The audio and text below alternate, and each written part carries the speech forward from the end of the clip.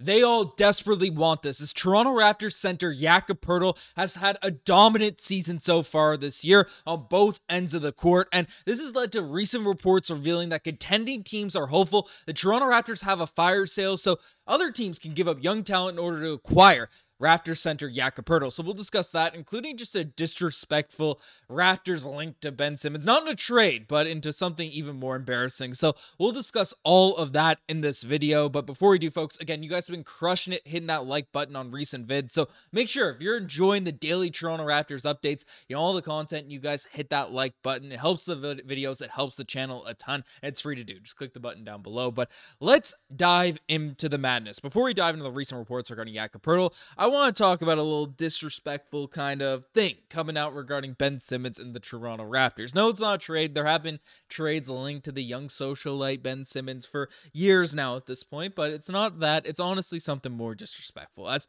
basically there's some odds that have come out in regards to the odds the first team that will allow Ben Simmons to score 20 plus points against them, and the Toronto Raptors aren't just favored. It's a pretty significant favorite, right? The difference between the Raptors and even the Sixers, who are now the worst team in the NBA, I want to add, right? The Sixers, Ben Simmons' former team, a team that he'd be motivated against, are plus 900 for the Toronto Raptors, just heavy favorites for Ben Simmons there, and then the Sixers, second. And I don't know, I think that's a bit crazy. Now, if you're not familiar, everything that's going on with Ben Simmons over the course of the season, right? It's been a messy year for the Nets, despite the team being pretty solid. I mean, only 5 points per game, 5.8 rebounds, and 7 assists. Like, putting up some solid stat sheet stuff, but it's been moved to the bench and for a recent stretch of games hasn't really improved. And it's crazy to say Ben Simmons is 28 years old here now at this point, but a guy that had so much potential, had so much star power, became a big name, right? Was a multi-time All-Star and stuff, but injuries and all the other stuff outside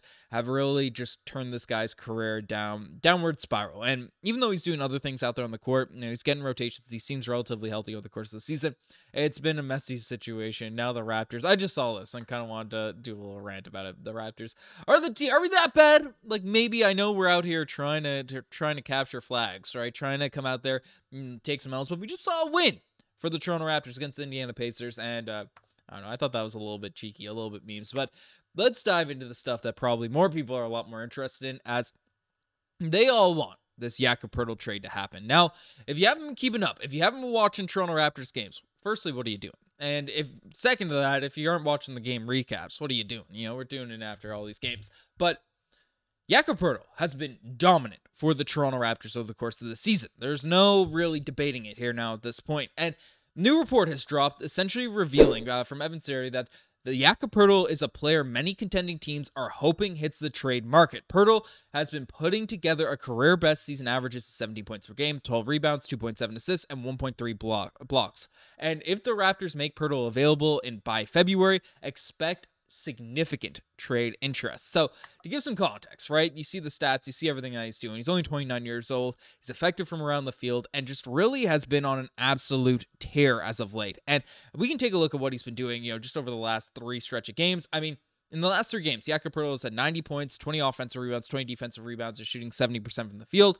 This is the first player to ever do that since Shaquille O'Neal, since 1994. So Jakob Poeltl's been putting up some ridiculous stats, some ridiculous numbers, and is definitely turning heads around the NBA in terms of his performance, his ability, and really just on both ends of the court. Because we've known Jakob Poeltl's been a solid rim protector his entire NBA career, but really this season, he looks way more confident just in those lanes, in that mid-post area, and he's doing it like Davion Mitchell's a solid point guard. He gets a bunch of assists and stuff like that, but without a traditional starting point guard for, most of this year, because Immanuel Quickley was supposed to be the starter for this season, but it's really been the connection of, well, Davion Mitchell's the point guard, but RJ Barrett, really getting those passes into Jakob Poeltl during these possessions, during these moves. And it's really just the confidence, his touch around that 7 to 10 foot range has just been something phenomenal to witness. And now teams are interested, heads are turning, and hopeful that a different move comes to play. And then you can see from the report, it's contending teams that are very interested in sort of making a deal happen. And there's a few teams that really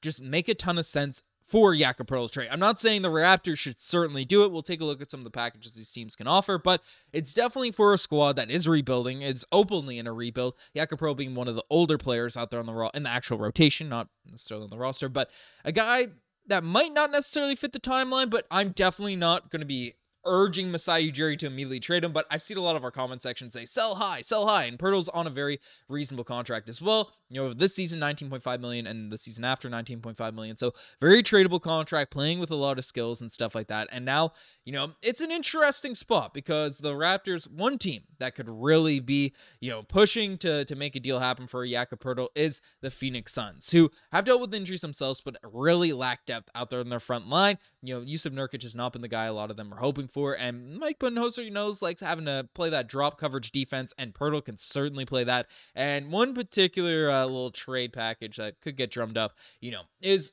Jusuf Nurkic just to make the money work. His trade value is not high, but Ryan Dunn and a first. And again, these trades are going to be fairly biased to the Toronto Raptors. I'm open about this. But Jakob Poeltl's been so good, been so elite. I think they have to be in order for Masai Ujiri to take it off his hands. Like, they have to give up something serious in order for the Raptors to contemplate making a deal like this. And Ryan Dunn is a very interesting piece. A rookie this season has shown tremendous defense and, you know, averaging 7 points per game, average 2.6 rebounds, but on the defensive end of the floor has been really, really solid, and coming into the NBA was really questionable in terms of his three-point shooting, but has actually been a very solid 3-and-D player for the Phoenix Suns, actually in the rotation for a team that has been contending in the Western Conference, especially before Kevin Durant went down with injury, and is only 21 years old, 6'6", plays the wing, and could be a very, very interesting sort of young piece to come back in a trade, you know, with the Phoenix Suns. And then you could also, you know, you throw out there another first-round pick, and that's a deal that could get Masai Ujiri to, you know, bite on one of these trades, one of these moves, because